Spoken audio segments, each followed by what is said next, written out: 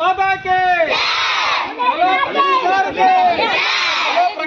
ನಮ್ಮ ಪ್ರಗತಿ charitable trust ನಿರ್ದೇಶಕರಾಗಿರುವ Prabhakar ಸಾರಿಗೆ ನಮ್ದೇ ಯೂನಿಫಾರ್ಮ್ ಹಾಕೊಂಡಿದ್ದೀರಾ?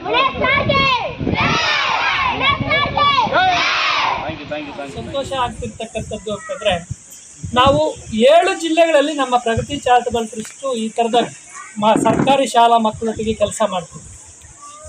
7 ಜಿಲ್ಲೆಗಳಲ್ಲೂ ಕೂಡ ನಾವೆಲ್ಲೋದ್ರೂ ಕೂಡ ಈ ಥರದ ಒಂದು ಮಕ್ಕಳ ಒಂದು ಸ್ಟ್ರೆಂತ್ ಇರುವಂಥ ಶಾಲೆಯನ್ನು ನೋಡಿ ನನಗೆ ಬಹಳಷ್ಟು ಖುಷಿ ಆಗ್ತಾ ಇದೆ.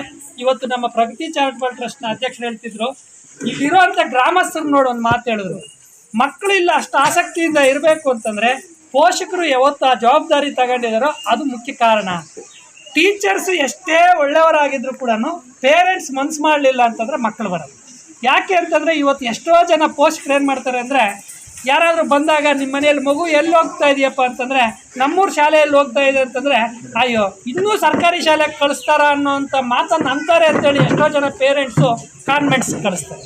ಆದರೆ ಇಲ್ಲಿರೋಂಥ ಪೇರೆಂಟ್ಸು ಯಾರು ಏನಾದರೂ ಅಂದ್ಕೊಳ್ಳಿ, ನಮ್ಮ ಶಾಲೆಯಲ್ಲಿ ನಮ್ಮ ಮಕ್ಕಳಿಗೆ ಉತ್ತಮವಾದಂಥ ಶಿಕ್ಷಣ ಕೊಡ್ತಕ್ಕಂಥ ಗುರುಗಳಿದ್ದಾರೆ, ಅವರಿಗೆ ಒಳ್ಳೆಯ ಒಂದು ಬೋಧನೆ ಮಾಡ್ತಕ್ಕಂಥ ಗುರುಗಳಿದ್ದಾರೆ. ಅದನ್ನು ಅರ್ಥಕೊಂಡಿರ್ತಕ್ಕಂಥ ಪೇರೆಂಟ್ಸ್ಗೆ ಅಂದರೆ ಪೋಷಕರಿಗೆ ಮೊದಲನೇದಾಗಿ ನಮ್ಮ ಪ್ರಗತಿ ಚಾರಿಟೇಬಲ್ ಟ್ರಸ್ಟ್ ಕಡೆಯಿಂದ ಕೃತಜ್ಞತೆಗಳನ್ನು ಸಲ್ಲಿಸ್ತೀವಿ. ಒಂದು ಮಾತು ಹೇಳ್ತಾರೆ, ಊರಲ್ಲಿರ್ತಕ್ಕಂಥವ್ರೆಲ್ಲರೂ ಕೂಡ ಒಂದು ಮಕದಲ್ಲಿ ಒಂದು ಹೊಲಕ್ಕೆ ಬೆಳೆ ಕೊಯ್ಲಿಗೆ ಹೋದ್ರೆ ತೆಲುಗುಲ ಬಾಗ್ చెప్తారు, ఊరంతా ఒక మహిమ అయితే చేనంతా ఒకే మునుము. అట్లా ఊరంతా ఒక ఒగ్గట్టయితే ఊర్లో ఉండే స్కూల్ కూడా బాగుంటుంది, మన ఊరు బాగుంటుంది అనేట్లా ఒక దీనికి మీరందరూ నిదర్శనం చూపించినారు. దీనికి మేము కృతజ్ఞతలు చెప్తా ఉన్నాం మా ప్రగతి చారిటబుల్ ట్రస్ట్. ಇವತ್ತು ನಮ್ಮ ಪ್ರಗತಿ ಚಾರಿಟಬಲ್ ಟ್ರಸ್ಟ್ನ ಅಧ್ಯಕ್ಷರು ಬಡತನದಲ್ಲಿ ಇದೇ ಸರ್ಕಾರಿ ಶಾಲೆಗಳಲ್ಲಿ ಓದಿ ಬಡ ಕುಟುಂಬದಲ್ಲಿ ಹುಟ್ಟಿ ಬೆಳೆದು ಸಂಸ್ಥೆಯನ್ನು 8 ವರ್ಷಗಳಲ್ಲಿ ಕಟ್ಟಿ ಇವತ್ತು ಕೋವಿಡ್ ಬಂದಂಥ ಸಮಯದಲ್ಲಿ 25,000 ಕುಟುಂಬ ಕೊಟ್ಟಿದೆ.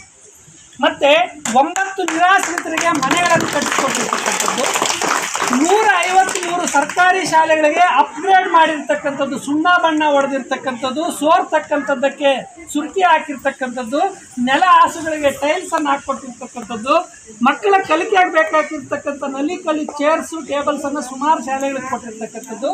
ಮತ್ತು ಮಕ್ಕಳಿಗೆ ಮೊನ್ನೆ ಗುಡಪಲ್ಲಿ ಕ್ಲಸ್ಟರು ಮತ್ತು ಬೈರ್ಕೂರು ಕ್ಲಸ್ಟರಲ್ಲಿ 1,000 ಮಕ್ಕಳಿಗೆ ಯೂನಿಫಾರ್ಮ್ ಕೊಟ್ಟಿರ್ತಕ್ಕಂಥದ್ದು.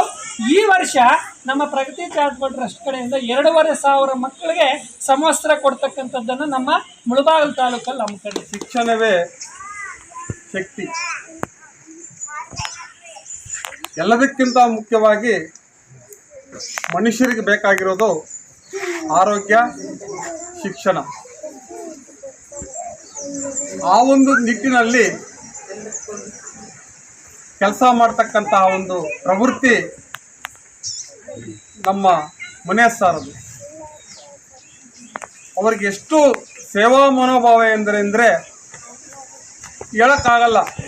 ನಮ್ಮ ಬೈರ್ಕೂರು ಕ್ಲಸ್ಟ್ರಲ್ಲಿ ಸುಮಾರು ಶಾಲೆಗಳಲ್ಲಿ ಬಟ್ಟೆ ಆಗ್ಬೋದು, ಊಟದ ವ್ಯವಸ್ಥೆ ಆಗ್ಬೋದು, ಮತ್ತೊಂದು ಆಗ್ಬೋದು. ಯಾಕಂದರೆ ಈ ಅಸಮಾನತೆ ಹೋಗಬೇಕಾದ್ರೆ, ಬಡತನ ಕಡಿಮೆ ಆಗಬೇಕಾದ್ರೆ, ನಮ್ಮಲ್ಲಿ ಸಾಮಾಜಿಕ ಜಾಗೃತಿ ಬರಬೇಕಾದ್ರೆ, ನಾವು ಉನ್ನತ ಮಟ್ಟದಲ್ಲಿ ವಿದ್ಯಾಭ್ಯಾಸ ಮಾಡಬೇಕಾದ್ರೆ ಅಥವಾ ಒಂದು ಸ್ಥಾನಕ್ಕೆ ಹೋಗಬೇಕಾದ್ರೆ ಬಹಳ ಮುಖ್ಯವಾಗಿರ್ತಕ್ಕಂಥ ವಿಚಾರ ಅಂದರೆ ಶಿಕ್ಷಣ. ಶಿಕ್ಷಣ ಇಲ್ಲದೆ ಯಾವುದನ್ನೂ ಸಾಧಿಸೋಕ್ಕೆ ಅಸಾಧ್ಯ. ನಮಗಂತೂ ಒಂದು ಖುಷಿ ಆಗಿದೆ. ಏನಂತಂದರೆ ಈಗಾಗಲೇ ಹೇಳ್ಬಿಟ್ಟಿದ್ದಾರೆ ಅವರು, ಒಂದು ಸರ್ಕಾರಿ ಶಾಲೆ ಉಳಿಸ್ಬೇಕಂತ ಅಂದರೆ ಅದರದಲ್ಲಿ ಪಾತ್ರ ಯಾರ್ದಿರಪ್ಪ ಅಂತಂದರೆ ಊರಿನ ಗ್ರಾಮಸ್ಥರದ್ದೇ ಆಗಿರುತ್ತೆ. ಈಗ ನೀವೆಲ್ಲ ಮಕ್ಕಳನ್ನು ಸೇರಿಸಿಲ್ಲ ಅಂತಂದರೆ ಸರ್ಕಾರಿ ಶಾಲೆ ಮುಚ್ಚಬೇಕು ತಾನೆ.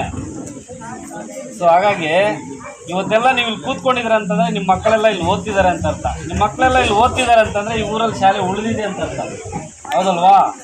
ಸೊ ಹಾಗಾಗಿ ಈಗ ನಾವು ಮಕ್ಕಳಿಷ್ಟು ಸೇರಿದ್ದಾರೆ, ಸಾರಿಗೆ ನಾವು ಥ್ಯಾಂಕ್ಸ್ ಹೇಳೋದಲ್ಲ, ಮಕ್ಕಳಿಷ್ಟು ಸೇರಿದಾರಲ್ಲ, ಮಕ್ಕಳನ್ನು ಇಷ್ಟು ಸೇರಿಸಿದ್ರಲ್ಲ, ಅದಕ್ಕೋಸ್ಕರ ನಿಮಗೆಲ್ಲರಿಗೂ ನಾವು ಥ್ಯಾಂಕ್ಸ್ ಹೇಳಬೇಕಾಗುತ್ತೆ.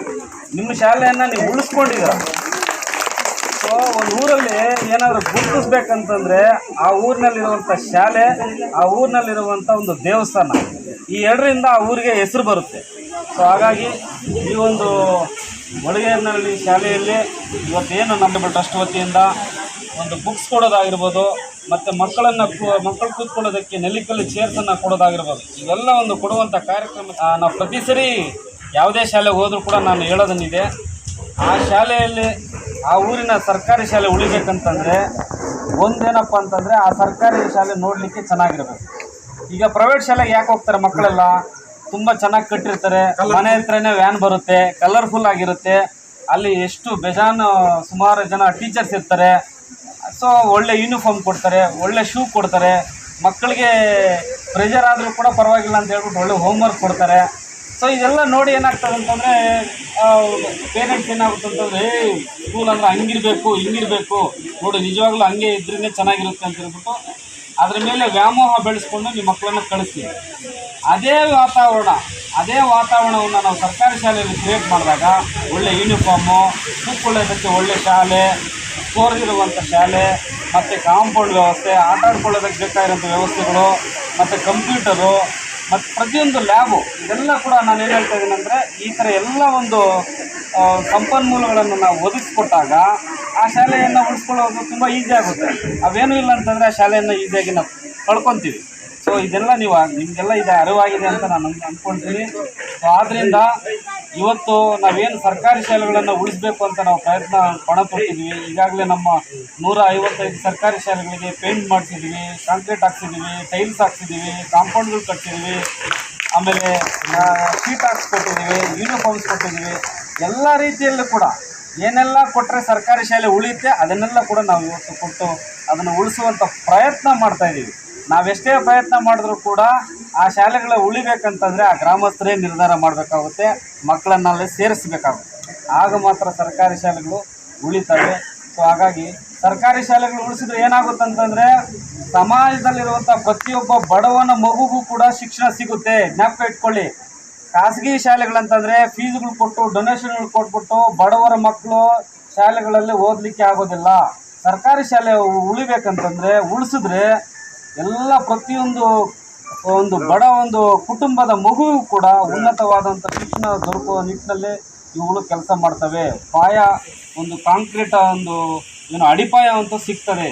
ಪ್ರಾಥಮಿಕ ಶಿಕ್ಷಣ ಕೊಟ್ಟಾಗ ಪ್ರಾಥಮಿಕ ಶಿಕ್ಷಣ ಒಳ್ಳೆ ಕ್ವಾಲಿಟಿ ಆದಂಥ ಒಂದು ಪ್ರಾಥಮಿಕ ಶಿಕ್ಷಣ ಸಿಕ್ಕಿದ್ರೆ SSLC ಮಾಡೋದು ಈಸಿ ಆಗುತ್ತೆ, IAS IPS ಮಾಡೋದು ಈಸಿ ಆಗುತ್ತೆ, ಇಂಜಿನಿಯರಿಂಗ್ ಮಾಡೋದು ಈಸಿ ಆಗುತ್ತೆ.